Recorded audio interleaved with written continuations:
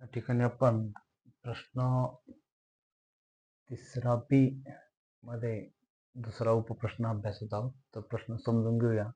सिद्ध करा की वर्तुळाच्या बाह्य भागातील बिंदूपासून त्या वर्तुळाला काढलेले स्पर्शखंड एकरूप असतात. म्हणजे या ठिकाणी प्रमेय आहे. तर आपण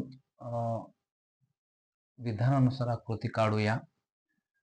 सिद्ध करायची की वर्तुळाच्या बाह्य भागातील बिंदूपासून एक वर्तुळ काढला, त्याच्या बाह्य भागात एक बिंदू घेतला आणि त्या बिंदूपासून आपण स्पर्शखंड काढलेले आहेत. हे पक्षामध्ये येईल. पक्ष काय येईल? मग रेषा एक वर्तुळ काढून आपण घेतला बाह्य बिंदू क्यू ए आणि क्यू बी या बाह्य स्पर्शिका बिंदू क्यू मधून काढलेल्या स्पर्शखंड आहेत.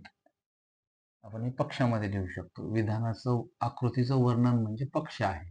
त्यानंतर साध्य काय? तर हे काढलेले स्पर्शखंड समान मापाचे आहेत. हे आपलं साध्य आहे. म्हणजे रेषा क्यू ए समान आहे रेषा क्यू बी सी. हे आपलं साध्य असेल. या ठिकाणी आपण एक रचना केली. रचना काय केली हो?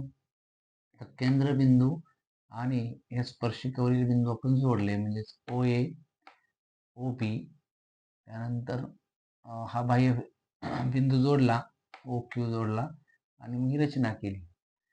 सिद्धतेमध्ये आता आपण रचना काढल्यामुळे इथं दोन त्रिकोण तयार झाले. ओ ए क्यू, ओ बी क्यू या दोन त्रिकोणामध्ये आपण जर या ठिकाणी दोन त्रिकोण एकरूप दाखवले तर त्याचे उरलेले घटक एकरूप दाखवता येतात. आणि त्याचे दोन त्रिकोण जर एकरूप असतील तर त्याचे सर्व घटक एकरूप असतात. म्हणजे संगत कोण एकरूप, संगत बाजू एकरूप. आणि बाजू एकरूप दाखवल्यामुळे आपण या त्याच्या स्पर्शिका या जरी बाजू असल्या तर त्या स्पर्शिका खंड आहेत आणि ते समान होतील. म्हणून आपण सिद्धतेमध्ये हे दोन त्रिकोण विचारात घेऊया.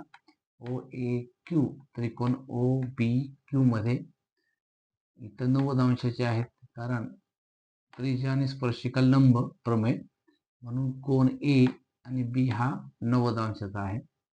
आपण त्याचा उल्लेख इथं करणं आवश्यक आहे. त्यानंतर आपल्याला या दोन त्रिकोणामध्ये ओ ए आणि ओ बी या काय त्रिज्या आहेत, म्हणजे त्या एकरूप असणार आहेत.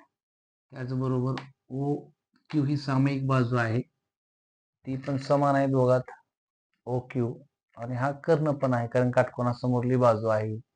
म्हणजेच बघा, रेख ओ क्यू एकरूप रेख ओ क्यू, कारण सामायिक बाजू या दोन त्रिकोणाची आणि तो कर्ण पण आहे.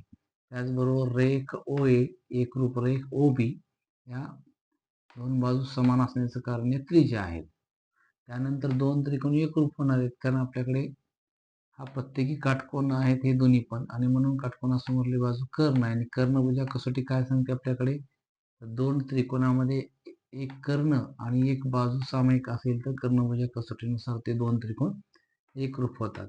म्हणजेच या ठिकाणी एकरूप आहेत. मग दोन त्रिकोण एकरूप झाले तर त्याचे उरलेले सर्व घटक एकरूप असणार आहेत. संगत कोण? संगत बाजू. आम्हाला एक बाजू आवश्यक होती, म्हणून आपण घेतलं रेख क्यू ए एकरूप रेख क्यू बी.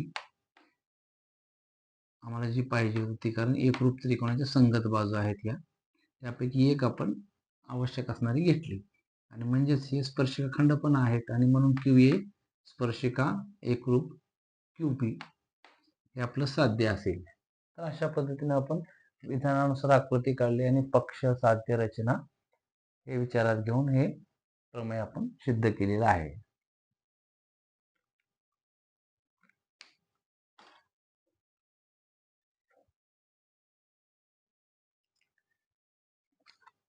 या ठिकाणी तिसरा आपण उपप्रश्न अभ्यासणार आहोत. यामध्ये बघा, आपण वाचन करूया. 4.1 सेंटीमीटर त्रिज्या घेऊन एक वर्तुळ काढा आणि वर्तुळ केंद्रापासून 7.3 सेंटीमीटर अंतरावरील बिंदूतून स्पर्शिका काढा. अगदी सोपा प्रश्न आहे, तर आपण समजून घेऊया. एक वर्तुळ काढलं कंपासमध्ये, त्या ठिकाणी पट्टीच्या सहाय्याने अंतर घेतलं 4.1 सेंटीमीटर एक वर्तुळ काढलं, आणि मग या त्रिज्येचं वर्तुळ काढून त्या केंद्रापासून, केंद्राला आपण नाव दिलं. आता हे आपण रफ फिगर आहे, यावरून रेखीव फिगर आपण काढू शकतो.